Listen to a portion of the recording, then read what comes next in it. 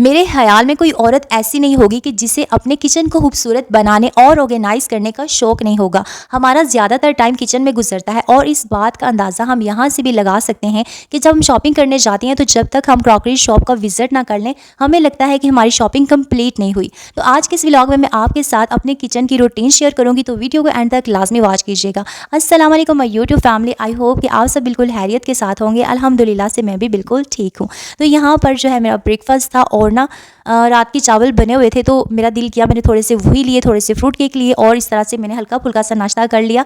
और यहाँ पर ना आपको बर्तनों का बहुत ज़्यादा ढेर नज़र आ रहा होगा। असल में ना मैं इतने बर्तन जमा नहीं करती, लेकिन ये कुछ बर्तन रात के थे, कुछ नाश्ते के थे। असल में हमारी मोटर जो है ना वो ख़राब हो गई थी, कल से वो ख़राब हुई थी, इसलिए पानी जो है ना बहुत ही कम आ रहा था, जो कि टैंकी का था वही आ रहा था।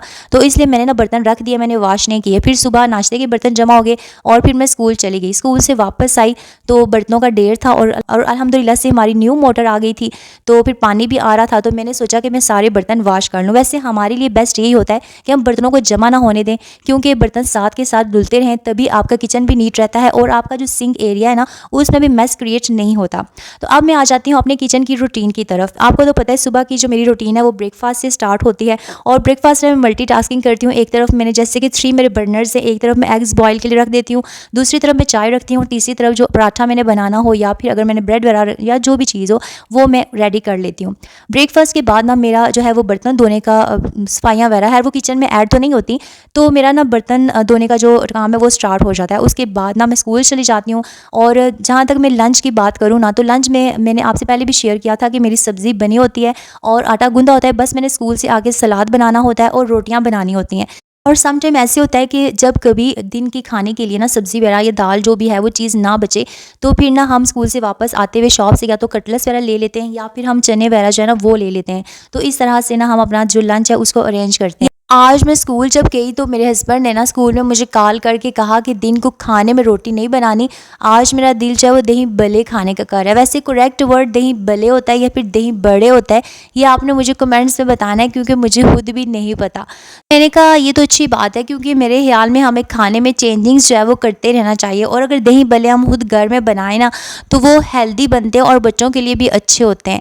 तो मैंने कहा वो तो इतना इशू नहीं है, क्योंकि बाकी सारी चीज़ें वो तो गल जाएंगी, लेकिन जो चने हैं ना वो बहुत टाइम टेकिंग होते हैं, उनको गलने में टाइम लग जाता है। तो मैंने उनसे कहा कि आप ना चने जो है बस वो बॉयल कर लीजिएगा, तो मैं आगे ना इंशाल्लाह से वो दही बले जो है वो बना दूंगी। तो हुआ ये कि उन्होंने ना बॉयल किए, लेकिन ना वो उन्होंने नीचे से जला दिए थे। इससे जब मैं यहाँ पर ना चने ऐड करूँगी तो आप देखिएगा वो चने कुछ ब्लैक होंगे और कुछ ब्राउन होंगे, जो ज़्यादा जल गए थे ना वो हमने इसमें ऐड नहीं किए। तो इस तरह से ना दिन के खाने में जो है वो हमने आज दही चाट बनाई थी और ये मेरे हस्बैंड की बहुत ही ज़्यादा फेवरेट चीज़ है। जब उन्हें ये मिल जाए ना फिर वो कुछ और खाना पसंद नहीं करते। और इसी तरह से जो मेरा बेटा है ना उसको भी बहुत ज़्यादा ये पसंद है। और यहाँ पर ना मैंने ये प्लेट अपनी जेठानी के लिए बना दी थी।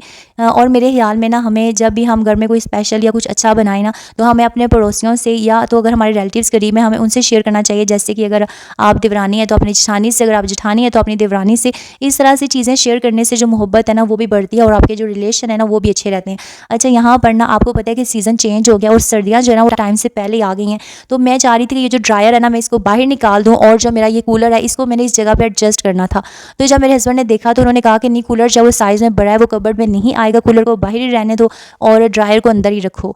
तो फिर मैंने भी जो है अंदाज़ा लगाया, तो मैंने कहा ये तो बड़ा मसला ख़राब हो गया, क्योंकि मैंने तो कबर्ड बनवाई थी ना, तो मैंने सोचा हुआ था कि मैं सर्दियों में जो है ना वो ड्रायर बाहर निकाल दिया करूँगी, कूलर कबर्ड में रख दिया करूँगी, और इसी तरह से गर्मियों में कूलर बाहर निकालूंगी और ड्रायर को अंदर रख दिया करूँगी, क्योंकि दोनों चीज़ें जो है ना वो सीज़न के अतबार से उनकी अलग अलग ज़रूरत होती है। लेकिन लास्ट टाइम ना मैं क्रॉकरी शॉप पे गई, मैंने कटिंग बोर्ड लेना था, तो वो मुझे ना 1300 का दे रहे थे, जो कि मुझे बहुत एक्सपेंसिव लग रहा था, तो मैंने परचेज़ नहीं किया। इसलिए ना मैं ये गोभी जो है ना वो बेलन के ऊपर रख के इस तरह से कटिंग कर रही थी, लेकिन मैंने देखा कि नाइफ़ के जो निशान है वो पड़ रहे थे और फिर इस तरह से जो आपका बेलन है ना वो भी ख़राब हो जाता है। तो मैं तो पहले से यूज़ नहीं करती थी, लेकिन जब से मेरे काउंटर टॉप पे वो शीट वाला प्रॉब्लम हुआ है ना उसके बाद से ना मैं काउंटर टॉप पे रोटी जो बड़ी नहीं करती, बल्कि मैं इसी को यूज़ करती हूँ।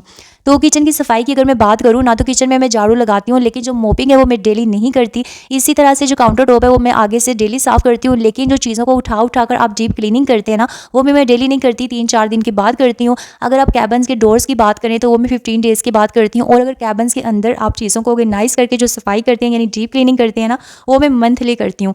आपकी किचन की जो क्लीनिंग की क्या रूटीन है वो कमेंट्स में बताइएगा। और आपको पता है मैं बहुत बिजी होती हूँ, इस वजह से मेरी रूटीन जो है ना आई थिंक आप सबसे डिफरेंट जो है वो हो सकती है।